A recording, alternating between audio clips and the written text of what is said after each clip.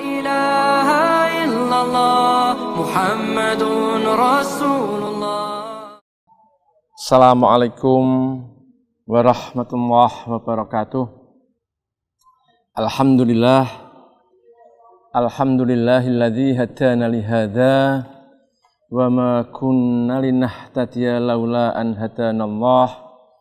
Asyhadu an la ilaha illallah wahdahu la syarikalah wa asyhadu anna Muhammadan abduhu wa rasuluh la nabiyya ba'dah. Allahumma sholli wa sallim ala Muhammad wa ala alihi wa ashabihi ajma'in. Amma ba'd. Yang saya hormati para pemirsa yang dirahmati Allah. Sebelumnya marilah kita senantiasa bersyukur kepada Allah atas banyaknya nikmat yang dikaruniakan kepada kita sekalian. Sholawat dan salam semoga tetap terlimpah kepada Nabi Muhammad junjungan kita Rasulullah Sallallahu Alaihi Wasallam. Para pemirsa yang dirahmati Allah, yang saya hormati, dalam salah satu ayat dari surat Az-Zariyat, dan insya Allah sudah hafal, A'udzubillahi minasyaitonirrajim, wa ma khalaqtul jinna wal insa illa liya'budun.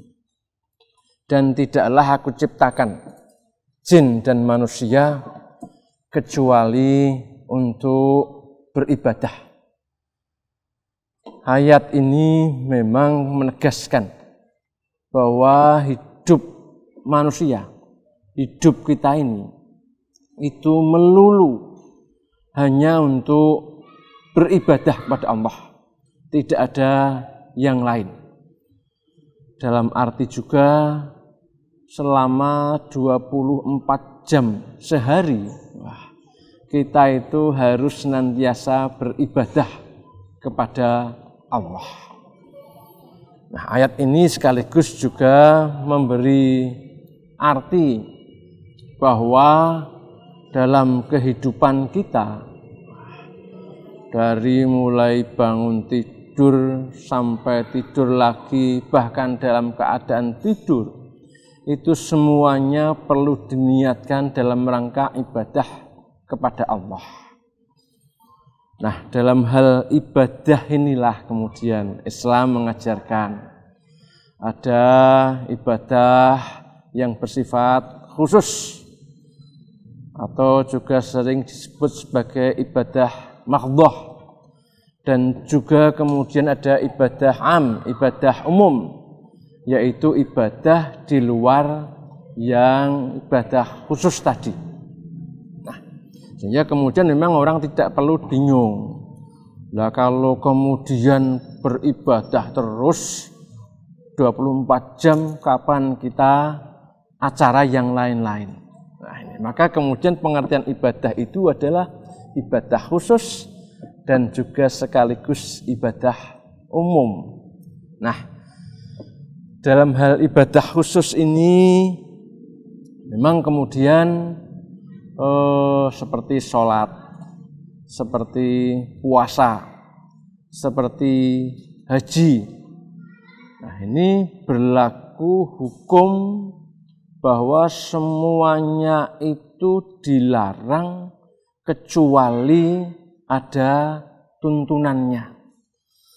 Jadi seperti sholat itu, bagaimana kita sholat itu harus sesuai dengan tuntunan Rasulullah Sallallahu Alaihi Wasallam. Tidak boleh menambah-nambah, tidak boleh mengurangi. Maka ini berlaku seperti itu. Harus persis seperti yang dilakukan oleh Rasulullah Sallallahu Alaihi Wasallam. Shollu kama ra'aitumuni usolli. Sholatlah kamu seperti engkau melihat aku sholat. Demikian sabda Rasulullah Sallallahu Alaihi Wasallam. Artinya bahwa kemudian di dalam kita beribadah khusus itu harus persis seperti yang dicontohkan oleh Rasulullah Sallallahu Alaihi Wasallam. Salat yang dimulai dengan takbiratul ihram, kemudian diakhiri dengan salam. Nah, maka sebelum takbiratul ihram itu bebas, kita mau apa saja. Nah, demikian juga setelah salam itu kita bebas, mau apa saja. Ini kan kemudian sering terjadi perdebatan, sehingga orang kemudian sangat mudah untuk membid'ahkan. Bid'ah itu kan bada'a, ya, ada kata itu ya, menambah, mengkreasi hal yang baru, mengadakan yang semula tidak ada.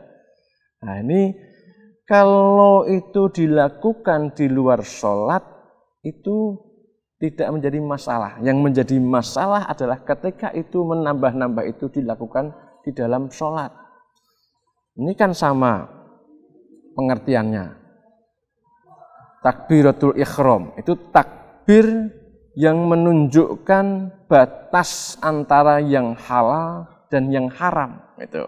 Jadi ketika kita sudah bertakbiratul ihram, maka yang semula halal itu kemudian menjadi haram. Sebelum sholat kita masih boleh omong-omong. Sebelum sholat kita masih boleh mungkin menengok kanan kiri gitu. Tapi setelah takbiratul ihram itu kemudian tidak diperkenankan lagi karena kita sudah takbiratul ihram menjadi haram. Nah, kapan selesainya? Setelah salam. Nah, setelah salam itu kemudian menjadi boleh, ya. Apakah mau salaman atau apa itu tidak termasuk bid'ah karena itu sudah selesai. Kita sudah salam. Seperti haji itu kan juga sama ya. Haji itu kan dimulai dengan haji ataupun umroh itu dengan pakaian ihram sama. Kalau tadi takbiratul ihram, ini pakaian ihram yang kemudian menunjukkan yang semula halal menjadi haram. Nah, kapan berakhirnya? Setelah tahallul, setelah dihalalkan. Nah, sehingga seperti itu. Nah, proses dari takbiratul ihram, dari pakaian ihram sampai kemudian tahallul, kalau dalam sholat ditunjukkan dengan membaca salam, itulah inti dari ibadah yang di situ tidak boleh menambah-nambah. Karena Allah berfirman dalam surat Asy-Syu'ara, A'udzubillahi minasyaitonirrajim, am lahum syuraka'u syara'u lahum minad-dini ma lam ya'dzam bihillah walaula kalimatul fasli laqudiya bainahum wa innadh-dhalimina lahum adzabun alim. Apakah mereka mempunyai sembahan-sembahan selain Allah yang mensyariatkan, menuntunkan untuk mereka agama yang tidak diizinkan oleh Allah? Sekiranya ada ketetapan yang menentukan dari Allah, tentulah mereka telah dibinasakan. Dan sesungguhnya orang-orang yang zalim itu akan memperoleh azab yang amat pedih. Jadi jamaah sekalian yang dirahmati Allah, jelas sekali jangan sampai kita membuat syariat-syariat, tuntunan-tuntunan yang tidak disukai oleh Allah, yang tidak dituntunkan oleh Rasulullah Shallallahu Alaihi Wasallam. Aisyah meriwayatkan Rasulullah SAW bersabda, barang siapa mengamalkan suatu amalan yang tidak berdasarkan kepada perintah kami, maka ditolak. Itu ya, fahuwa raddun, maka ditolak. Nah, karena menjalankan suatu ibadah mahdhah tapi tidak sesuai dengan tuntunan yang ada. Ya misalnya terus adakan sholat yang sholat kan 5 kali sehari, sholat wajibnya nambah-nambah. Lah yang seperti ini jelas bukan merupakan tuntunan dari Rasulullah Shallallahu Alaihi Wasallam, bukan merupakan tuntunan dari agama. Nah, jamaah yang dirahmati Allah, artinya bahwa di dalam hal-hal yang terkait dengan ibadah khusus ibadah mahdhah, maka sekali lagi itu berlaku semuanya dilarang kecuali ada tuntunannya. Nah, ini saya kira jelas itu. Nah, kemudian yang kedua tadi kami katakan ibadah am, ibadah yang umum. Itu semua ibadah selain ibadah khusus tadi. Maka di sini yang berlaku itu hukum yang sebaliknya. Jadi ini kan ibadah umum, orang juga mungkin sering menyebut sebagai muamalat gitu. Maka berlaku sebuah kaidah, semua itu boleh dikerjakan kecuali yang ada larangannya. Nah, hal ini misalnya ibadah am itu makan. Maka makan itu kan ibadah, ya meskipun bukan ibadah khusus gitu. Tidak harus kemudian kalau soal makan itu harus persis dengan yang dimakan oleh Rasulullah Shallallahu Alaihi Wasallam. Makan itu kita apa saja boleh, selama tidak ada larangannya. Makan bakmi juga boleh, makan bakso silahkan, makan nasi memang itu sudah biasa kita lakukan. Selama tidak ada larangannya, itu diperbolehkan. Itu kaidahnya seperti itu. Misalnya makan tadi. Akibat larangannya apa? Wah, jelas misalnya makan bangkai, makan babi, makan darah, makan saren kalau bahasa Jawanya, kemudian makan dari binatang yang disembelih untuk sesajian, dipersembahkan kepada selain Allah. Maka tentu itu yang tidak diperbolehkan. Tapi makan apa saja boleh. Wadah itu satu masyarakat yang makan itu tanah lempung dikeringkan, dimakan. Ada itu tidak masalah. Itu diperbolehkan, memang tidak ada larangannya. Nah, ini yang seperti itu. Pakaian juga seperti itu. Kita boleh model pakaian apa saja. Mau pakaian model jas, mau pakai rompi, mau pakai busana muslim, mau menggunakan jubah, itu semuanya diperbolehkan.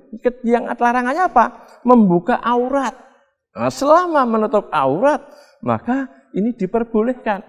Ini sehingga dalam masalah hal-hal yang terkait dengan muamalah duniawiyah, yang terkait dengan ibadah am, ini longgar. Jangan sampai kemudian kita justru malah mempersempit diri. Karena kalau seperti itu kemudian agama ini menjadi sempit. Seakan-akan orang beragama itu semuanya tidak boleh. Enggak. Kalau dalam hal muamalat itu semua diperbolehkan kecuali yang ada larangannya. Nah, jamaah yang dirahmati Allah. Nah, dalam ibadah am ini maka kemudian perlu, karena ini sudah menyangkut muamalat duniawiyat, perlu bekal ilmu yang mencukupi. Karena di dalam ibadah am ini, kemudian memang kita akan ketemu dengan hal-hal yang sulit. Nah, misalnya yang akhir-akhir ini diperbincangkan itu. Bagaimana menentukan waktu subuh misalnya. Nah, ini kan bingung kita. Karena kemudian kalau dari hadis itu waktu subuh itu adalah waktu sebelum matahari terbit. Kapan itu? Ini kan kemudian menyangkut posisi matahari yang masih dalam posisi minus gitu, sebelum terbit. Nah, ini kan yang kemudian berapa minusnya itu? Karena matahari belum tampak, tidak bisa dilihat. Beda dengan duha, oh itu sepenggalah kira-kira. Ini. Tapi kalau misalnya subuh, ini kapan kita mau subuh? Kemudian kan ulama sepakat. Oh, pokoknya minusnya 20 derajat. Kemudian ada yang 18 derajat. Berapa itu? Kalau di konversi dengan menit, ini kan kemudian perlu ilmu itu. Oh, kalau putaran itu 360 derajat. Nah, dalam satu kali putaran itu butuh 24 jam. Begitu 1 derajat itu 4 menit kan itu. 1 derajat matahari itu 4 menit waktu, bukan 4 menit. Kalau 1 derajat 60 menit kan itu satuan waktu, satuan derajat semuanya gitu ya. Satuan sudut ini beda. Satuan derajat, satuan sudut 1 derajat itu sama dengan 4 menit satuan waktu. Nah, seperti ini kan kemudian butuh ilmu, termasuk mungkin arah kiblat yang tepat. Karena kemudian Islam kan tidak hanya di Makkah saja. Gampang kalau orang sholat di Makkah itu tinggal menghadap kiblat karena kiblatnya Ka'bah itu terlihat. Tapi ketika kemudian dari jauh, di mana arah kiblat ini? Ini kan yang kemudian butuh ilmu. Yang ini alhamdulillah sudah hampir seabad yang lalu ini sudah terselesaikan. Karena kemudian ada globe, ada peta dunia itu ya. Meskipun seabad yang lalu hal ini pun juga tidak bukannya gampang untuk memindahkan arah kiblat, karena zaman itu kan orang Jawa itu mengatakan nak wong Jawa niku nak salat madhep ngulon. Nah, tapi kemudian kan ini keliru itu. Kalau itu menghadap ke Maroko misalnya, lah harus agak serong ke barat. Serong ke kanan, serong ke utara. Hal-hal yang semacam ini, jamaah sekalian yang dirahmati Allah, kita butuh ilmu. Nah, termasuk dalam masa pandemik ini. Bagaimana ini? Nah, nggak bisa, karena tidak ada tuntunan yang pasti bagaimana Rasulullah Shallallahu Alaihi Wasallam dan mungkin dengan para sahabatnya menghadapi corona. Karena waktu itu jelas corona tidak ada. Maka dalam hal yang semacam ini ilmu pengetahuan itu dibutuhkan. Jadi ini kan menjadi penting. Karena banyak orang-orang kita yang kemudian menganggap ini sekarang yang dipakai Islam itu mazhab WHO. Mazhab Organisasi Kesehatan Dunia itu tidak. Itu mazhab tentang kesehatan. Bagaimana ketika terjadi pandemik seperti ini, maka kita ikuti bagaimana ilmu berbicara seperti itu. Bagaimana supaya pandemik, supaya corona ini tidak menyebar. Ini semuanya butuh pengetahuan. Maka perlulah kemudian ada dikatakan perlu berjarak supaya tidak semakin membesar, perlu sering cuci tangan, dan itu memang sesuai dengan kaidah-kaidah tuntunan dalam Islam. Perlu menjauhi kerumunan dan yang semacamnya itu memang ini adalah bersendi pada ilmu pengetahuan. Nah, Islam tentu tidak bisa jauh dari hal yang semacam itu.